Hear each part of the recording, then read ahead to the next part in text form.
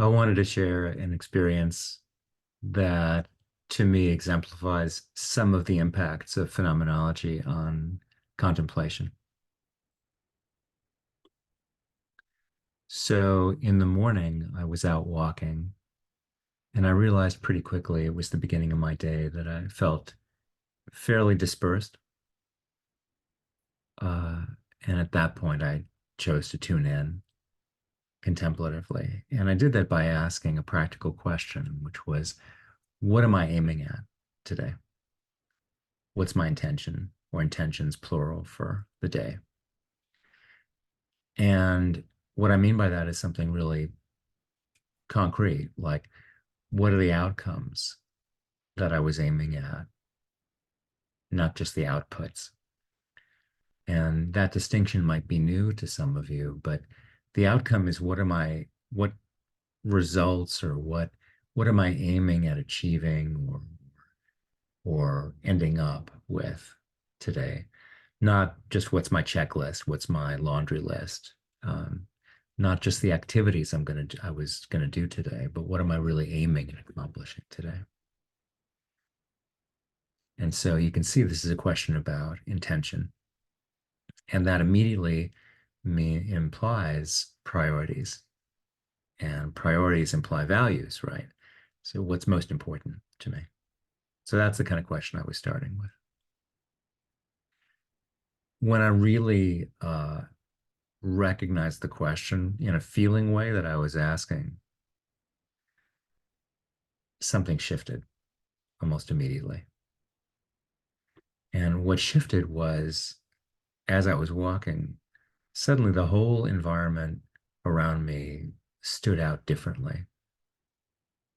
Once it changed from just feeling scattered to the more fundamental question, suddenly the surroundings stood out. It was like everything had been kind of flat and two-dimensional prior to the question really getting clear for me. And as soon as I asked, it was like everything was in 3D and not just outside of me, but I was in 3D as well. So the kind of answer that was there for me was bodily, emotional. The way I was envisioning the day shifted. And what I want to get across is it wasn't like there was suddenly a list of things. Not at all. It was the meaning of being there that changed. That was the most important thing and opened me up. And there was a feeling of really being there authentically as myself and actually arriving in the day. So in phenomenology, we call that an opening of the horizon. Uh, Even though I wasn't quite fully aware of it, I was aware before this shift happened that something was kind of shut down or that there was a level of dissatisfaction that was more felt than anything else. But like I said, I knew I was sort of scattered. I was still sort of waking up, still kind of arriving. And with that shift, which I couldn't have predicted, it happened spontaneously. It's like the whole horizon around me opened up. And there was a sense of wholeness that came along with that. Um, Whereas everything was flat before, suddenly I felt like there was a whole world around me and I was part of it. And I felt more intact myself too. And that came along with a sense of direction. Uh, and it was a sense of direction that wasn't just like, oh, I know what I'm going to do now. It was more like there was a direction to head in that felt that I could sort of feel like, you know, that by asking in a way, what would contemplatively, you could say, what was my intention for the day? I got more and felt feeling touch with an intention that felt larger than just than me, included me. So that gave me a sense of groundedness. I felt calm. I felt a kind of inspired sense of purpose because I felt more connected to the world, to myself. And so there was a kind of felt answer, right? I'm maybe repeating that, but it was an immediate answer as if the world was answering the question. And by the way, this is part of why questioning is so central in the way that Giannis and I approach this work. And what this description raises for me is the idea of the microcosm and the macrocosm, which most, if not like all of you, will be familiar with this from what readings you've done, what you encountered in Sufism or in other places. The microcosmos or microcosmos is like the little human, the human as a small universe. The microcosmos is the small or the tiny universe, the tiny cosmos that we are, right? And that's an idea that goes back to even the pre-Socratic philosophy, but it's big in Plato. It continues all the way through Neoplatonism and therefore into Sufism, Kabbalah, and Christian mysticism. This idea that each of us is kind of a small version of the cosmos, and what that implies. And I remember years and years ago, Salim said something like this when we were hanging out in the 90s in Giannis's place in San Francisco, that anything that can be known, this is in Ibn Arabi, of course, anything that can be known about the universe can be discovered through your own embodied experience. There's actually a really lovely poem of Yunus Emre where he says, among other things, like one verse of that is, the night and the day, the planets, the words inscribed on the holy tablets, the hill that Moses climbed, the temple, Israfil's trumpet, we observed within the body. And that's the refrain he keeps repeating throughout the poem is, we found it inside the body. We found it within the body. Same idea that this microcosm that we are is a reflection of everything that includes and is greater than us, right? So getting in touch with that yields a feeling of alignment. And this is what I meant when I was talking recently on Sunday about discovering a more organic relationship with the world around me, the world around us, right? What that implies is experiencing oneself. I don't mean 24/7, I don't mean constantly, but becoming familiar with an experience of oneself as an organ of being, and we could say an organ of the cosmos. Okay, an expressive organ. This could get pretty nasty pretty fast, but that too, right? That everything that inhabits us has an organic relationship to that whole.